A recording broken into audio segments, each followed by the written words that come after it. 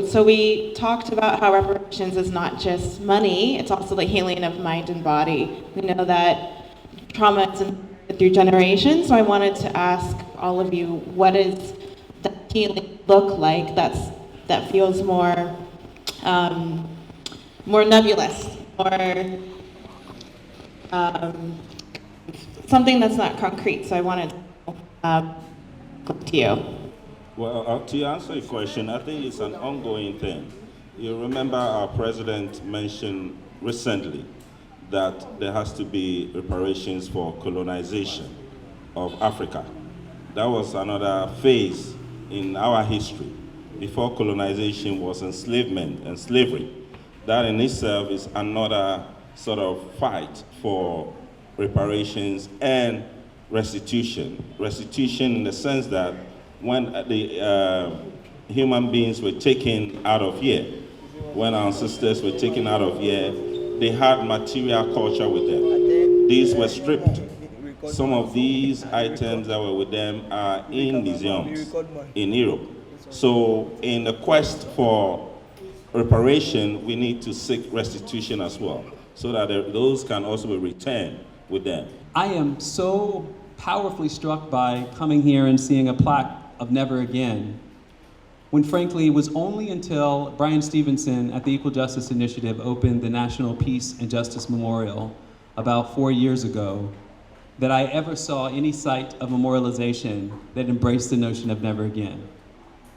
Not only in the United States is there no recognition of never again, the symbols of slavery and the Confederacy still fly proudly in all places of the United States.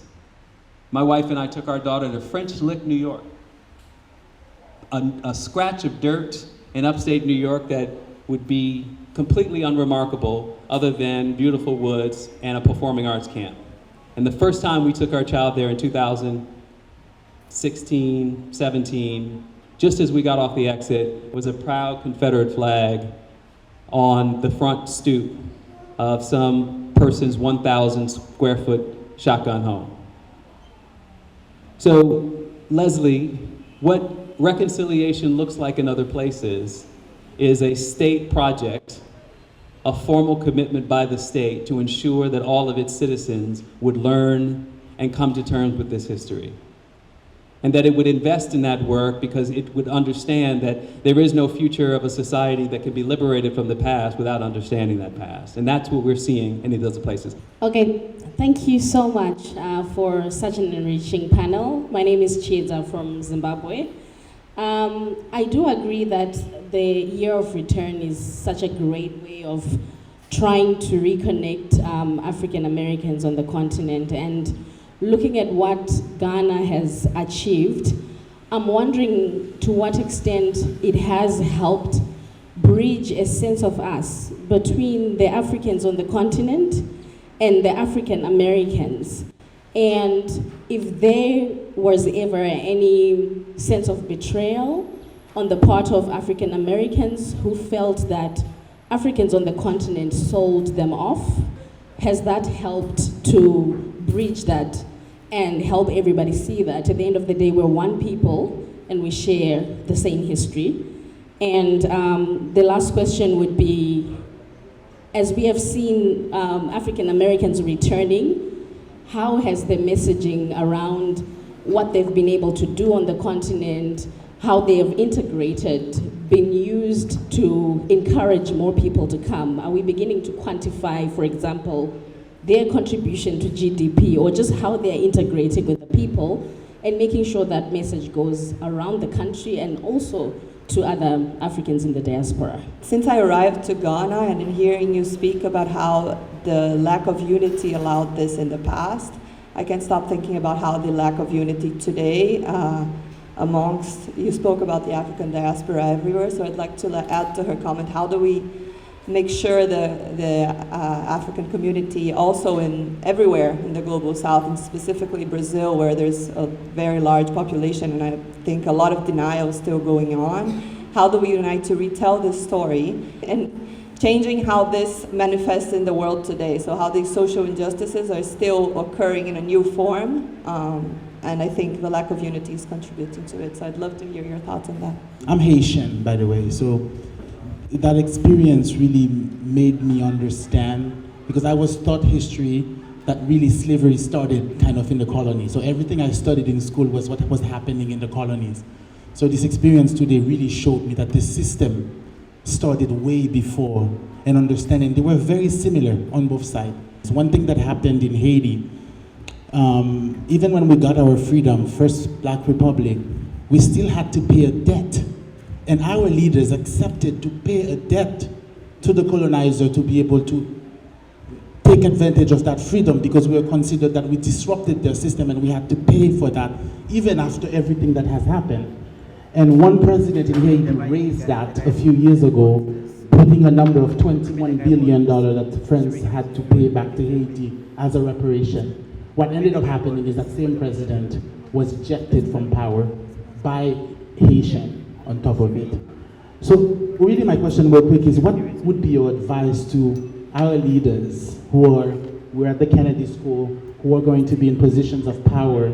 How do we deal with this type of conversation really and go towards concrete action that can really look like a reparation? Government is the one that is putting forward this flagship program of magnetizing or attracting African Americans to Ghana, to promote its tourism, to promote more like a homecoming. So to that extent, it's doing well because it's raised the consciousness in our minds that we should expect African Americans to come. They have been coming. In terms of GDP, we can measure that because the Ghana Tourist Board is measuring the arrivals and also estimating how much they spend per day and how much they spend going around and moving from Accra to Cape Coast, for example. So those data are there. But beyond that, what do we do to make their experiences more enriching? That is where the community needs to connect more with them and understand the history, first of all, and see how they can build bridges. I also like the fact that the government has this dual citizenship policy where African Americans can obtain another citizenship if they want to be Ghanaian. To answer the question about what to do, I think that you're thinking about it the wrong way. Europeans and other parts of the world know exactly how to tell stories. This is not a skill problem. This is a choice problem. So we literally are not lacking for ways to socialize societies. And for example, in post-war Germany, crystal clear example, I was in Munich several years ago to visit a museum that was built to tell the history of the Nazi Party. And it sits right in the birthplace of the party in Munich. The building itself was headquarters to the Nazi Party. Of the many things you learn about the Nazi Party, what you learn is after the war, the United States came, sent teachers to educate Germans on American literature. They engaged in a process, formal process, government process of denazification. Not a conspiracy theory found online somewhere, but official state policy. So please don't throw your hands up saying, what do we do? I mean, if you're going to move into positions of leadership and power, be clear. This is, I mean, if anything we ought to credit Europe for is figuring out how to dominate. I mean, if you travel the countryside of France, it's nothing but castles pointed at each other with weapons. So you all have to decide that you will no longer be complicit in the lies that get told around the decision-making tables about why these things can't happen or should not happen. We all are at the Kennedy School. Doug Elmendorf lied outright about why Ken Roth's fellowship was rescinded. And as a faculty member, I was in the faculty meeting. I sent him an email. I'm talking inside baseball. But you have all borne witness, or will bear witness, to elite decision makers lying against their own purported values. Why? For reasons of power. And so if you want to redistribute power, you either have to become the decision maker that refuses to do so at at great risk, or you have to walk away. No, there's no in between. And change can happen if many, many more people go in with eyes wide open about what it is that is happening when people are lying and you're watching the lies. Like, what do you do? So, that's my contribution.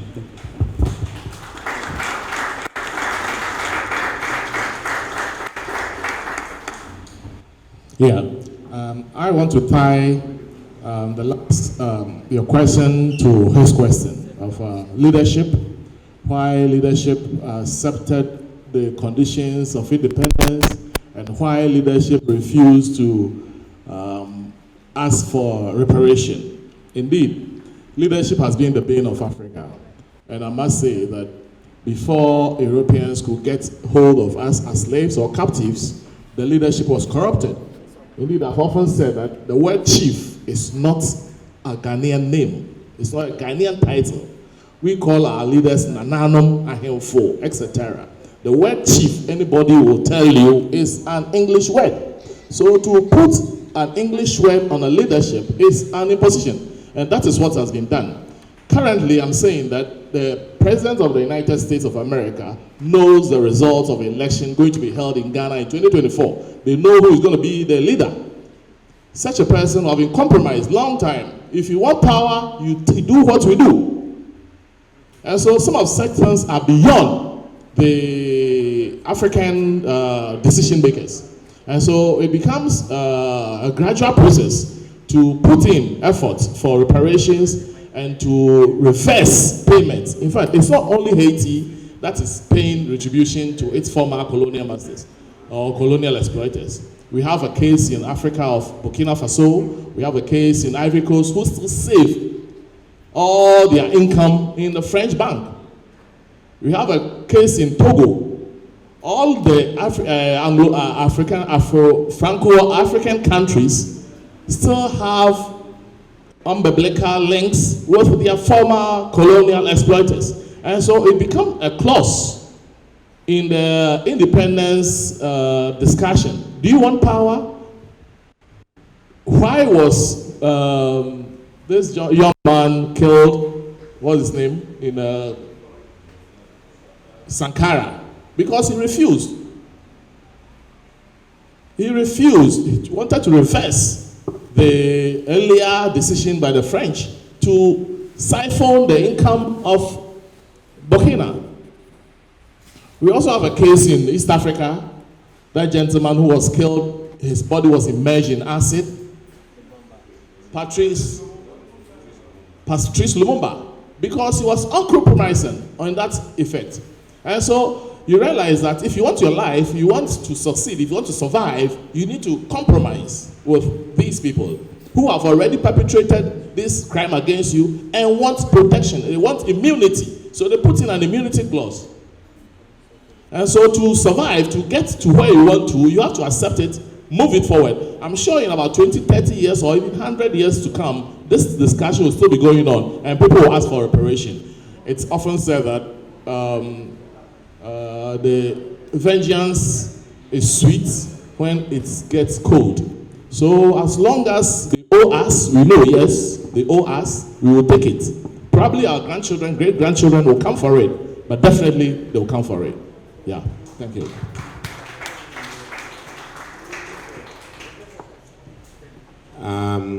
It's good that I'm speaking last because some of the rich things have been answered already.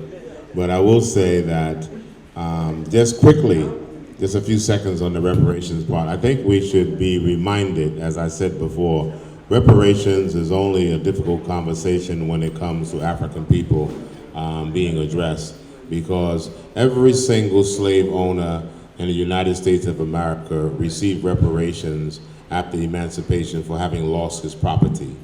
Every single slave owner in the United Kingdom received reparations for losing their property.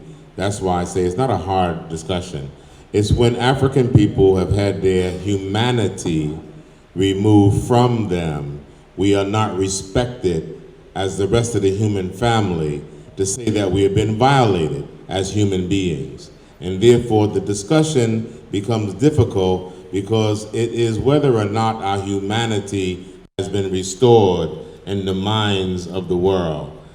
Are we worth reparations as human beings? It's not a difficult conversation with anybody else. As it says in Haiti, whoever paid reparations for winning a war and a struggle? All of the Francophone nations on the African continent had to pay the French government for having been colonized. We need to do that research and that study. It's there. So in that respect, moving forward to the year of return and beyond the return, this is not something that comes in a vacuum in Ghana. Ghana, since its first president, Asajifo, Dr. Kwame Nkrumah, realized that the reunion of the African family, the diaspora, and the African freedom and liberation movement on the continent was essential to restoring Africa's dignity. That's why there's a black star in Ghana's flag in relation to Marcus Mosiah Garvey, the diaspora, and Africa becoming united. The foundation that I represent, Panifest, has been now 31 years with Ghana. Its recurring theme is reuniting the African family, the reemergence of African civilization. Ghana has been trying to get the diaspora to come back to Africa. Ghana has also brought out Emancipation Day in 1998. They literally, at the last bath where you were, brought the remains from the African burial ground in New York City, brought the remains from Jamaica, in return brought the remains from Barbados, to lay them back in state to restore dignity, to say they would be given a decent burial, and that is a symbol for the return of the diaspora. The door you came through, called the door of return, was renamed in 1998, not 2019. So in 2019, when the United States decided, the Congress, that they're going to recognize the 400 years, Ghana again actually said, let's identify with that as a part of the continuity of our continued effort of addressing this issue to reunite the African family. Let Africans in the diaspora know that we identify them. We want to bring about this healing. We want to bring about this reconciliation. We want to clear up this narrative that Africans sold Africans and we're not wanted here. So that year of return has a connection. There's a continuity. It's not in a vacuum. And that's why they wouldn't let it go at the end of 2019. And that's why we're beyond the return, declaring a decade towards really identifying the ongoing effort and the commitment that we must finish up the work. And it's important that we understand it in terms of continuity, to know that it's an ongoing work and an ongoing struggle. Ghana Tourism Authority clocked 1.9 billion in returns from the year of return. And that was only directly through airplane tickets, hotel stays, meals, contribution through artifacts. That had nothing to do with those Africans from the diaspora who decided to sponsor children and scholarships and not tell nobody. They didn't hold no press conference. Decided to help build institutions and schools. They didn't hold no press conference. They didn't tell nobody. Decided to contribute to families and even send money through remittances. They didn't tell nobody, no press conferences. So it was uncaptured in the 1.9 billion. So it did have an effect. The fact of the matter that they didn't want to let it go and went beyond meant that how can we keep that momentum going? How can we grow that effort? The fact that the AU held a conference and they decided that Ghana should share the year of return. We want some diasporans also to visit our countries. Sierra Leone was giving out dual citizenship.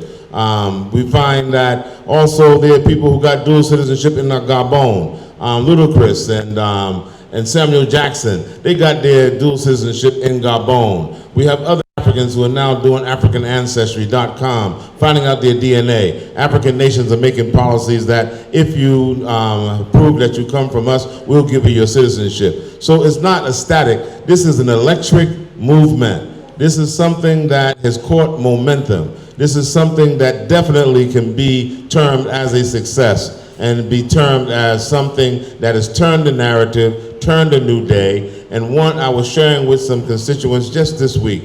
One of the most consistent statements that I heard continually from Africans returning from the diaspora when they got here was, quote unquote, they lied to us. I didn't know it was like this. I didn't know what to expect, but look at Africa.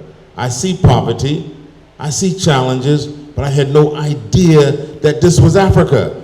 Because the vision that I had and the stories I've been told and the narrative that has been propagated is that you don't want to come here. And when they got here, I don't care what their status was, what their age was, what their educational exposure was, but they said they lied to us. Who lied? That's what my brother's talking about. Who made up the story? And I never forget, and I'll end with this portion, I never forget one of my mentors, El Hajj Malik Shabazz, Malcolm X. He reminded us way back in the 60s, if you think the American propaganda machine doesn't work, how is it that during wartime, Americans were made to hate Japanese people and call them a derogatory term, Japs, hate the ally the Soviet Union with the Allied forces, determined that the German people were the Nazi, and then the same media, the same propaganda machines can turn around the narrative that now Russia becomes the enemy again in the Cold War, who were allied during World War II, and the Japanese also now are our friends, and we can help to restore their society, and the same thing with Nazi Germany. So we have the mechanism, we have the skills, we have the means, but where is the willpower? That's the question we must ask ourselves.